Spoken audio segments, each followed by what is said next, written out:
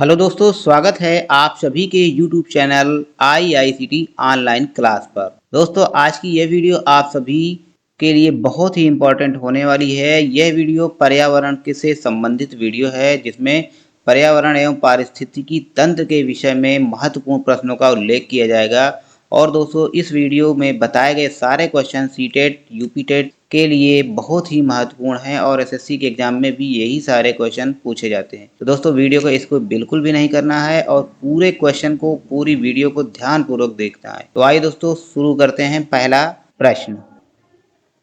तो दोस्तों, यहाँ पे पहला प्रश्न है, निम्नलिखित में से कौन एक शीतोष्ण घास प्रदेश नहीं है? शीतोष्ण घास प्रदेश नहीं है, कौन नहीं है? तो इन चार ऑप्शन में से बताना है कि कौन सा शीतोष्ण घास प्रदेश नहीं है।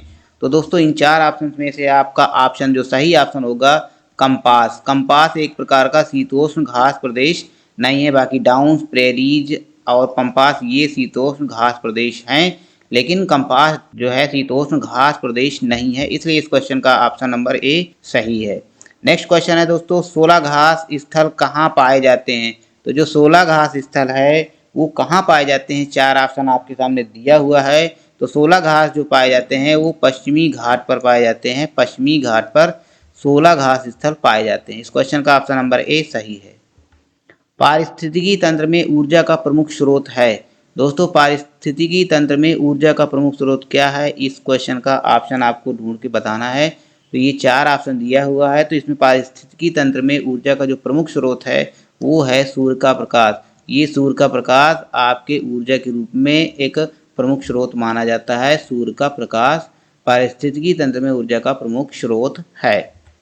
खाद्य श्रृंखला के परस्पर समूह को कहा जाता है। तो खाद्य श्रृंखला के जो परस्पर समूह को कहा जाता है, इस क्वेश्चन के चार ऑप्शन दिए हुए हैं, क्या कहा जाता है? तो खाद्य श्रृंखला के जो परस्पर समूह हैं उनको कहा जाता है खाद्य जाल। ऑप्शन नंबर सी यानी खाद्य जाल। खाद्य श्रृंखला के परस्पर समूह को कहा जाता है खाद्य जाल। ठीक है, ऑप्शन नंबर सी इस क्वेश्चन का ऑप्शन सही है।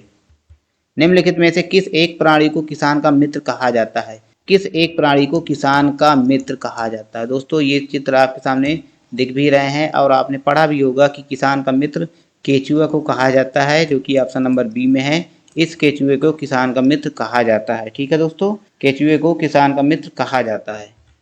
अगला क्वेश्चन है, कृत्रिम वर्षा के लिए मेघ बीजन के लिए प्रयुक्त रसायन है। रसायन कृत्रिम वर्षा के लिए मेघ बीजन के लिए प्रयुक्त रसायन क्या है? तो यहाँ पे ऑप्शन दिए हैं। तो जो प्रयुक्त रसायन होता है वो होता है silver iodide. Silver iodide option number C में है। सिल्वर आयोडाइड जो कृत्रिम वर्षा के लिए मेघ बीजन के लिए प्रयुक्त होता है वो रसायन सिल्वर आयोडाइड होता है। पारिस्थितिकी तंत्र का उदाहरण है। पारिस्थितिकी तंत्र का जो उदाहरण है, इन चार ऑप्शन में से बताना है। तो पारिस्थितिकी तंत्र का जो उदाहरण है वो है आपका ऑप्शन नंबर बी, तालाब। तालाब पारिस्थितिकी तंत्र का मुख्य उदाहरण है। अन्य मृत जंतुओं पर निर्वाह करने वाले प्राणी को कहते हैं। तो जो अन्य मृत जंतु हैं उन पर निर्वाह करने वाले प्राणी को कहा जाता है, क्या कहा जाता है? चार ऑप्शन दिया है। इन चार ऑप्शन में से कौन सा ऑप्शन है? इसमें ऑप्शन है आपका सी नंबर, स्कैवेंजर। स्कैवेंजर जो है अन्य मृत जंतुओं पर निर्वाह करने वाले प्राणियों को कहते हैं। ठीक है। पृथ्वी का अपमार्जक कौन है? पृथ्वी का अपमार्जक कौन है? इस क्वेश्चन का उत्तर देना है। पृथ्वी का अपमार्जक कौन है? तो दोस्तों, पृथ्वी का अपमार्जक यहाँ पे ऑप्शन नंबर आपका है ए नंबर, जीवाणु व कवक, जो पृथ्वी के अपमार्जक कहलाते हैं, जीवाणु व कवक। निम्नलिखित में से जैविक घटक है। निम्नलिखित में से जैविक घटक है, ये ऑप्शन देना है। चार ऑप्शन दिए हैं। तो जैविक घटक कौन है इनमें से आपको बताना है। तो जैविक घटक जो है ऑप्शन नंबर ए का है पादप। ये जैविक घटक कहलाते हैं। इनमें से जैविक घटक पादप है, बाकी ये जैविक घटक नहीं है। हमारे पर्यावरण में किस गैस का सबसे अधिक सांद्रण है? तो हमारे पर्यावरण में, जो हमारा पर्यावरण है, इन्वायरमेंटल एरिया है, वहाँ पर किस गैस का सबसे अधिक सांद्रण है? तो हमारे पर्यावरण में जो सबसे अधिक गैस का सांद्रण होता है वो होता है नाइट्रोजन का, जो कि 78% का सांद्रण नाइट्रोजन का होता है। इसलिए ऑप्शन डी नंबर आपका सही है, नाइट्रोजन। कौन जीवी कारक नहीं है? कौन जीवी कारक नहीं है? इस क्वेश्चन का ऑप्शन आपको बताना है। चार ऑप्शन में से जीवी कारक कौन सा नहीं है जिनमें जीव नहीं होते हैं, यानी पेड़ पौधों में जीव होता है, जंतु सूक्ष्म जीव ये जीव होते हैं, लेकिन जो चट्टान होती है ये जीवी कारक नहीं होती है। ऑप्शन डी इसलिए इस क्वेश्चन का ऑप्शन सही होगा। निम्नलिखित में से पृथ्वी पर कौन सा पारिस्थितिकी तंत्र सबसे बड़ा है? पृथ्वी पर पारिस्थितिकी तंत्र जो होता है वो सबसे बड़ा कौन सा होता है? आपको बताना है। ये चार ऑप्शंस में से पृथ्वी पर जो पारिस्थितिकी तंत्र होता है सबसे बड़ा, वो आपका होता है समुद्र। ऑप्शन नंबर बी में समुद्र पारिस्थितिकी तंत्र सबसे बड़ा माना जाता है। मानव पर्यावरण संबंध एक डॉट डॉट संकल्पना है। तो जो मानव पर्यावरण का संकल्प जो होता है, संबंध जो होता है, एक संकल्पना होती है। वो कैसी संकल्पना होती है? तो वो होती है धनात्मक। धनात्मक संकल्पना यानी ऑप्शन नंबर बी होती है धनात्मक संकल्पना। मानव पर्यावरण संबंध एक धनात्मक संकल्पना है। इनमें से कौन मानव पर्यावरण का एक घटक नहीं है? तो मानव की जो पर्यावरण में पाए जाने वाले समुदाय वो कौन से घटक नहीं है? तो इनमें से आपको बताना है घटक कौन से नहीं है। भूमि जो है मानव पर्यावरण के घटक नहीं है, लेकिन धर्म समुदाय परिवार ये घटक है। ठीक है, भूमि आपका घटक नहीं है। ऑप्शन नंबर ए इस क्वेश्चन का सही है। क्या? भूमि। पर्यावरण के अंतर्गत आते हैं। तो पर्यावरण के अंतर्गत क्या क्या आते हैं? इन्वायरमेंटल क्षेत्र के अंतर्गत क्या आते हैं? आपको देना है ऑप्शन। पेड़ पौधे, जीव जंतु, रिश्ते नाते, संस्कृति, मकान, सड़कें, पूजा स्थल, उपरोक्त सभी। तो जो पर्यावरण होता है पूरा इन्वायरमेंटल क्षेत्र होता है उसके अंतर्गत ये सारे आते हैं, इसलिए ऑप्शन आपका उपरोक्त सभी यानी डी नंबर सही होगा। ठीक है। ऊर्जा का पिरामिड होता है। तो ऊर्जा का पिरामिड कैसे होता है दोस्तों? आपके सामने दिखाई दे रहा है। तो ऊर्जा का पिरामिड क्या होता है? सीधा होता है। ठीक है, ऊर्जा का पिरामिड सीधा होता है। ऑप्शन नंबर ए आपका सही है। प्राकृतिक पर्यावरण के प्रमुख घटक हैं। तो प्राकृतिक पर्यावरण के जो प्रमुख घटक माने जाते हैं वो सभी जीव माने जाते हैं, भू आकृतिक कारक माने जाते हैं, जलवायु भी कारक माने जाते हैं। यानी कुल मिला के ये सभी जो होते हैं प्राकृतिक पर्यावरण के प्रमुख घटक माने जाते हैं। खाद्य श्रृंखला में ऊर्जा का प्रवाह होता है। तो खाद्य श्रृंखला में जो ऊर्जा का प्रवाह कैसे होता है, यानी एक दिशा में होता है कि दो दिशा में? तो देखो यहाँ पे आपके सामने चित्र दिख रहा है। खाद्य श्रृंखला में ऊर्जा का प्रवाह कैसे हो रहा है? यहाँ से तो सीधा हो रहा है, तो एक दिशा में हो रहा है, इसलिए ऑप्शन ए नंबर सही है। एक दिशीय खाद्य श्रृंखला में ऊर्जा का जो प्रवाह होता है एक दिशीय यानी एक दिशा के रूप में होता है। ठीक है, एक दिशा के रूप में होता है। अगला क्वेश्चन है पारितंत्र में ऊर्जा का प्राथमिक स्रोत है। तो पारितंत्र में ऊर्जा का प्राथमिक स्रोत है। ऑप्शन यहाँ पे चार ऑप्शन दिए हैं। पारितंत्र में ऊर्जा का जो प्राथमिक स्रोत होता है वो क्या माना जाता है? आपको इसके पहले भी बताया गया है। सूर्य का प्रकाश जो होता है वो पारितंत्र में ऊर्जा का प्राथमिक स्रोत माना जाता है। सूर्य का प्रकाश। ऑप्शन नंबर बी जो होगा आपका सही आंसर होगा। निम्न में से कौन सा पर्यावरण अध्ययन का एक घटक नहीं है? तो पर्यावरण अध्ययन का जो एक घटक नहीं है वो कौन सा नहीं है? तो मानव वायुमंडल, जलमंडल, सौरमंडल, इनमें से आपको बताना है कि पर्यावरण का अध्ययन का घटक नहीं है। तो जो सौर मंडल होता है उसमें पर्यावरण का आपका अध्ययन का घटक नहीं माने जाते हैं, क्योंकि उसमें पर्यावरण के बारे में नहीं बताया जाता, इसलिए सौर मंडल ऑप्शन डी नंबर आपका सही है, जो घटक नहीं है पर्यावरण अध्ययन का। ठीक है। नेक्स्ट क्वेश्चन है पर्यावरणीय असंतुलन का कारण है। तो पर्यावरणीय असंतुलन का जो कारण होता है वो होता है पर्यावरणीय चेतना का अभाव, भौतिकवादी सोच, भोगवादी प्रवृत्ति और इनमें से सभी। यानी ये जो सारे लक्षण होते हैं ये पर्यावरणीय संतुलन के कारण होते हैं, इनमें से सही, इसलिए इस क्वेश्चन का ऑप्शन नंबर डी सही है। ठीक है। क्वेश्चन है पर्यावरण एक स्रोत है। तो पर्यावरण एक स्रोत किसका है? ये चार ऑप्शन दिए हैं। तो पर्यावरण स्रोत किसका है? इनमें से अधिगम का भी है, औषधि का भी है, ऊर्जा का भी है, इनमें से सभी। यानी जब पर्यावरण का हम यूज करते हैं, पर्यावरण का अधिगम करते हैं, तो अधिगम का भी होता है, औषधि का भी होता है, ऊर्जा का भी होता है। तो इस क्वेश्चन के ऑप्शन सही हैं, इसलिए ऑप्शन नंबर डी इनमें से सभी आपको चुनना होगा। पर्यावरण एक स्रोत इनमें से सभी का है। ठीक है।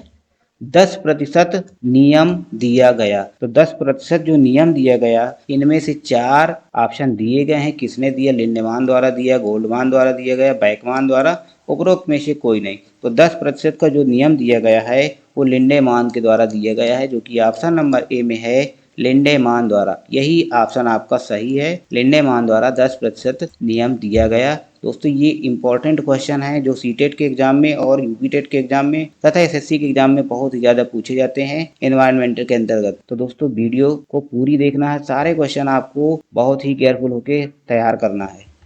जैविक पर्यावरण में शामिल है, जैविक पर्यावरण में शामिल है तो जैविक पर्यावरण क्या शामिल रहता है? उत्पादक रहता है, उपभोक्ता रहता है, उत्पादक, उपभोक्ता, अपघटक, यानी इनमें से सभी। आपको चित्र भी शो हो रहा है। तो उपरोक्त सभी जो होते हैं जैविक पर्यावरण में शामिल होते हैं। ठीक है।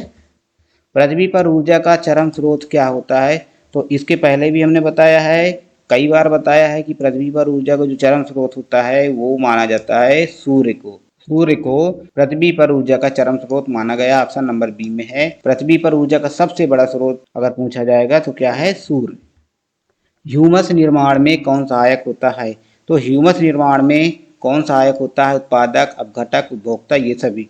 तो ह्यूमस निर्माण में सबसे ज़्यादा जो सहायक होता है वो होता है आपका अपघटक, यानी ऑप्शन नंबर बी अपघटक, जो ह्यूमस निर्माण में बहुत सहायक होता है। नदी महीनों के लक्षण है, तो नदी महीनों के लक्षण क्या हैं दोस्तों? ऑप्शन देना है, ताजा एवं खारा जल, समुद्र जैविकता, अधिक उत्पादकता, ये सभी। तो जो नदी और महीनों के लक्षण हैं वो ताजा एवं खारा जल है, समुद्र जैव विविधता है, अधिक उत्पादकता है, यानी कुल मिला के ये सभी ऑप्शन नंबर डी आपको चूज करना है। ये सभी नदी मुहानों के लक्षण माने जाते हैं। खाद्य श्रृंखला द्वारा घातक रसायनों की निरंतर बढ़ती मात्रा कहलाती है। तो खाद्य श्रृंखला द्वारा घातक रसायनों की निरंतर बढ़ती मात्रा कहलाती है, क्या कहलाती है? वो कहलाती है आपकी जैव सांद्रण। जैव सांद्रण जो खाद्य श्रृंखला द्वारा घातक रसायनों की निरंतर बढ़ती मात्रा कहलाती है जैव सांद्रण, ऑप्शन नंबर बी। ठीक है। अगला क्वेश्चन है दोस्तों, जल चक्र को नियंत्रित करता है। तो जल चक्र को क्या नियंत्रित करता है दोस्तों? जल चक्र को घास स्थल, वन, प्लवक, उपरिरोही, यानी इनमें से कौन नियंत्रित करता है? तो जल चक्र को वन नियंत्रित करते हैं, जो ऑप्शन नंबर बी में है वन। वन जल चक्र को नियंत्रित करता है। ठीक है। पेड़ों की कटाई घटाती है। तो पेड़ों की कटाई क्या घटाती है दोस्तों? आपको पता होगा कि पेड़ अगर नहीं होंगे तो वर्षा नहीं होगी, इसलिए पेड़ों की कटाई क्या घटाते हैं? वर्षा। ऑप्शन नंबर ए में वर्षा। निम्न में से कौन पर्यावरण के लिए हानिकारक है? तो पर्यावरण के लिए कौन हानिकारक है? तो पर्यावरण के लिए सबसे ज्यादा हानिकारक आपका कागज, धातु, कपड़ा, इनमें से प्लास्टिक, इनमें से कौन है? प्लास्टिक। प्लास्टिक पर्यावरण के लिए बहुत हानिकारक है। ठीक है। प्लास्टिक पर्यावरण के लिए हानिकारक है। इकोलॉजी शब्द की रचना किसने की थी? तो दोस्तों इकोलॉजी की रचना किसने की थी? इकोलॉजी की रचना, ये चार ऑप्शन दिए हैं, अर्नस्ट हैकेल, जी एवलिन एचिंसन, ह्यूगो लीबरीज, रॉबर्ट ब्राउन। तो इकोलॉजी शब्द की जो रचना की थी किसने की थी? अर्नस्ट हैकेल, यानी option number A Ernst Hückel ने की थी इकोलॉजी शब्द की रचना। ओके। निम्न में से किसे अजैविक पर्यावरण के लिए एक भाग के रूप में नहीं माना जाता है? ऑप्शन दिए हैं पौधे, वायु, पानी, मिट्टी। इनमें से एक ऑप्शन देना है, कौन सा देना है? किसे एक भाग के रूप में नहीं माना जाता है? तो ऑप्शन होगा आपका ए नंबर, पौधे। जिसे अजैविक पर्यावरण के एक भाग के रूप में नहीं माना जाता है वो है पौधे। ठीक है दोस्तों, इस क्वेश्चन का, इस सीरीज का लास्ट क्वेश्चन है, जीवाणु के वातावरण के जीवित भाग को कहते हैं। ये खाली स्थान है। जीवाणु के जो जीवित भाग होते हैं उनको क्या कहते हैं? ऑप्शन है जैविक कारक, दूसरा आवास, तीसरा जैविक कारक और चौथा है आजीवित कारक। तो इस क्वेश्चन का जो सही आंसर होगा आपका ये होगा अजैविक कारक, जो यहाँ पे आपका सेट होना है। जीवाणु के वातावरण के जीवित भाग को जैविक कारक कहते हैं। ऑप्शन नंबर सी इस क्वेश्चन का सही आंसर होगा। ठीक है। तो दोस्तों ये था आप सभी के लिए एनवायरनमेंट से संबंधित महत्वपूर्ण प्रश्नों का संकलन। आशा करता हूँ वीडियो अच्छी लगी होगी। अगर दोस्तों वीडियो अच्छी लगी हो तो वीडियो को लाइक करें, चैनल में नए हो तो चैनल को सब्सक्राइब जरूर कर लें, ताकि इसी तरह का ज्ञान आप सभी को मिलता रहे और हमारी हर वीडियो की जानकारी आप सभी तक पहुंचती रहे। तो दोस्तों मिलते हैं हम अगली वीडियो में, तब तक के लिए नमस्कार, जय हिंद।